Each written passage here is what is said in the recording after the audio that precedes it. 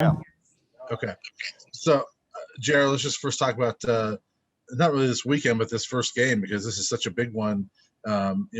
Washington State team that beat you in Boulder, and CU has never had an easy time in Pullman. So, in any sport, right? Like I feel like Pullman is not friendly to the Buffs. I was just talking to Jesse Mahoney a little bit ago about this because they were just up in Pullman, lost 2 to Washington State. I've been up there with men's basketball and football, and they've all been miserable experiences. Nice town, but they've all been miserable experiences. So talk about going on this trip that's always been kind of a tough one for this team, no matter how good they are, and they're really good this year. Yeah, it just, it's, I don't know what it is. We're determined to make this a great trip, though. It's always cold and dark and rainy and gloomy, and I don't know if that has anything to do with it. We're used to like dry and sunshine in Colorado. But no, I mean, we had a good practice today and very focused on Washington State. I think both teams look a lot different now than they did the first time we play. Obviously everyone knows how great the Ledger Walker sisters are at Washington State, but it's not just them. They have a lot of really good pieces around them. Those two just happen to be pretty special, but yeah, it'll be a tough game, but I think we've learned a lot since then. I'm sure they have as well. And, I think it's mindset. Like we're determined to go out there and be successful. I mean, she's obviously been really good. It's certainly not like they're unbeatable because they're just a game ahead of you guys. I mean, they've lost a lot of games. So how do you guys go out there and try to beat them? I think it's just focus, and focus on what we need to do differently, what we need to do to be successful, and not worry so much about, what kind of adjustments they might make or what kind of changes they might, throw at us, and really just prioritize doing our jobs, effectively as coaches, as players, as, everybody that's on this trip needs to be dialed in and understand that it is a difficult trip and we've got to all be hitting on all cylinders. Yeah. It seems like they always have a good score, whether it's, I don't remember her name. I know she's Bobby Buckets, they call her, but, whether it was her or Ledger Walker, they've always had somebody that is going to put up their points, right? Yes. Yeah. And this kid, Ledger Walker, just passed Bobby Buckets for the most 20-point games as a freshman. So wow, he's the real deal. Yeah. So I'm curious at this point in the season. I know you take one game at a time, but as we chat about, last weekend, I mean, you guys are sitting here, you're in a good spot in the net rankings where there's a possibility of making a tournament run here.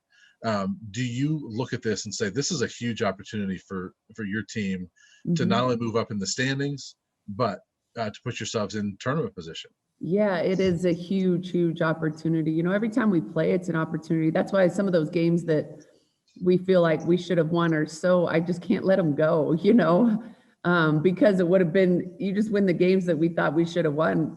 We're actually really doing well, in the standings and things like that. So I definitely like how we're playing. And I think that's the most important thing, is that we're in a really good headspace. We're all really gelling on the court. We're sharing the ball really well. Practices have been really positive, very competitive. Everyone is really understanding what they can do to help contribute to our overall success. And I think at this time of year, that's probably the most important thing that can be happening. So I know you guys are competitive, and there's urgency on every game, right? Sure. But this is the first time in a while that I can remember that you guys have been this late in the season with the tournament being, okay, that's a real possibility, other than going out and winning in Vegas, right? Yeah. So do you feel like there's more urgency from you or for the team to let's play really sharp and well down the stretch here? Yeah, I know for me, I personally feel that, like we need to be really dialed in and play great basketball. You can play great basketball in this league and still not win, because your opponents are also good. And so that's really just, again, prioritizing, putting the focus on us.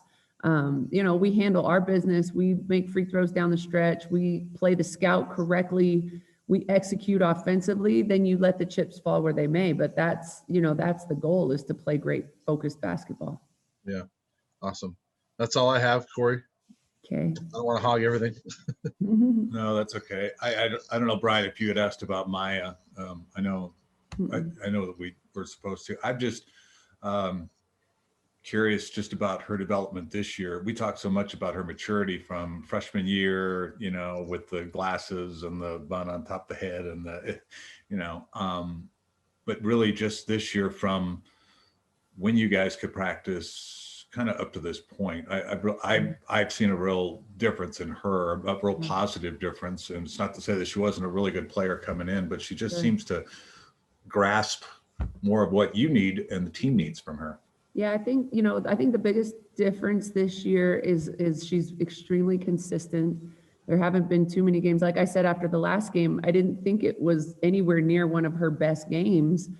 But she still ended up with 18 and 6 or, you know, something like that. And when we need, and, you know, down at Stanford, she really struggled in the first half. Second half, she found a way, you know, and I don't know how many she ended up with in that game, but she's been really consistent in, you know, that's like a daily consistency. She hasn't really had any bad practices this year.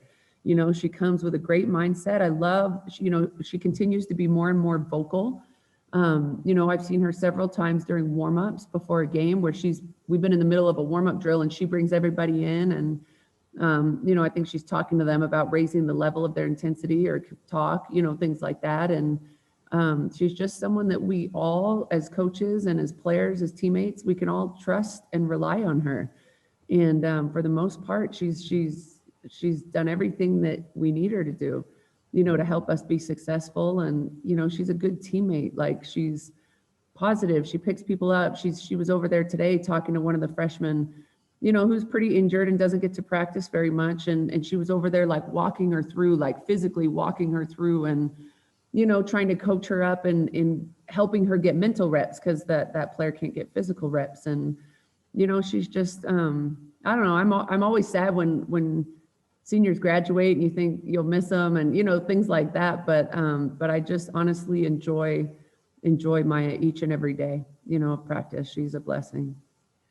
Last question for me, because I know that I'll talk to you on Friday too, and I don't want to give all that up, but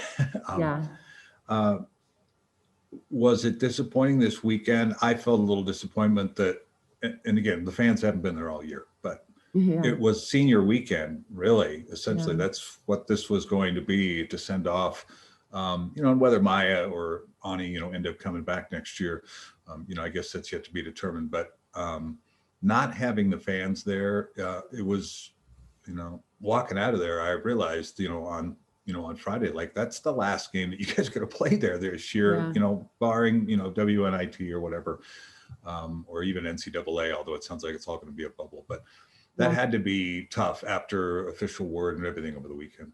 Yeah, well, a couple things. One, our seniors from this year will be honored next year, and we'll do a full senior day. Like, it'll be a full celebration with the jerseys and the families and the, you know, so, and that's the right way to celebrate people that have been really great and true, you know, to their team and to their program. And so that'll be great. And then the other thing too, is we're still waiting on word about a potential makeup game. You know, the conference is talking about for the last weekend of league, everyone's playing their travel partner. And we were told specifically, you cannot schedule anything else that weekend. And so the Pac-12 may add another game. I don't know. You know, hopefully we'll know soon. They might add a game in Vegas. They might add a game next week, you know, whether that would be here or on the road. We don't have any idea, but we had 5 games canceled, and we were told yesterday that one of those games might be made up, or not one specifically, but like some of those games are going to be made up. Whether that, so I don't know, maybe tomorrow they call and say, hey, guess what? You have a home game next Friday. That'd be cool. You know, I don't know that though. And we don't get any say in that. The conference is going to make those decisions. Yeah. But of course I'll let you guys know, or Seth will let you know, if that happens. Yeah, no, that's interesting. That was going to be, you know, really one of my other questions.